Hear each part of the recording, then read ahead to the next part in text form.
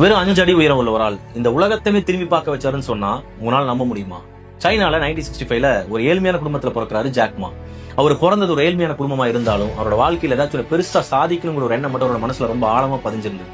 But ஏனோ தெரியல, அவர் தொட்ட காரியங்கள் எல்லாமே தோல்வியிலே முடிய ஆரம்பிச்சது. அவரோட 10th ஸ்டாண்டர்ட்ல கிட்டத்தட்ட 2 டைம் எக்ஸாம்ல அவர் பாஸ் பண்ணாரு. அவர் காலேஜ்குள்ள என்டர் ஆகும்போது 3 டைம் அப்ளிகேஷன் போட்டு அவரால் காலேஜ்குள்ள என்ட்ரே ஆக முடிஞ்சது. காலேஜ் முடிச்சு வெளியே வந்ததுக்கு அப்புறம் 20 கம்பெனில ஜாப் ட்ரை பண்றாரு. 20 கம்பெனி ரிஜெக்ட் பண்றாங்க. அதுல எஸ்பெஷலி KFCல 24 பேர் அப்ளை பண்ண ஜாபுக்கு 23 பேர் செலக்ட் ஆகுறாங்க. இவரை தவிர வாழ்க்கையில தொடர்ந்து தோல்விகளை மட்டுமே சந்திச்சுட்டு வந்திருந்த ஜாக்மாக்கு 1995ல இன்டர்நெட்டை பத்தி படிக்க ஆரம்பிக்கிறார். அப்பதான் சைனால இன்டர்நெட் ஃபெசிலிட்டி இல்லைங்கிறத ஃபைண்ட் அவுட் பண்ண அவரு தன்னோட 18 ஃப்ரெண்ட்ஸ் வச்சு அலிபாபாங்க ஒரு கம்பெனி ஆரம்பிக்கிறார்.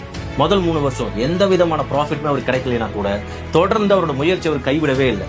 அவரோட விடாமுயற்சி அவரை எங்க கொண்டு வந்து நிறுத்திருக்கு அப்படின்னு பாத்தீங்கன்னா, ஒரு ஏழ்மையான குடும்பத்துல பிறந்த அவரை இன்னைக்கு இந்த உலகத்தோட கோடீஸ்வரர்கள் ஒருத்தரா மாத்திருக்கு.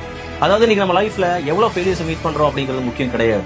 நம்ம எவ்வளவு ஃபெயிலியரை மீட் பண்ணாலும் திரும்ப ட்ரை பண்றோமா அப்படிங்கிறது தான்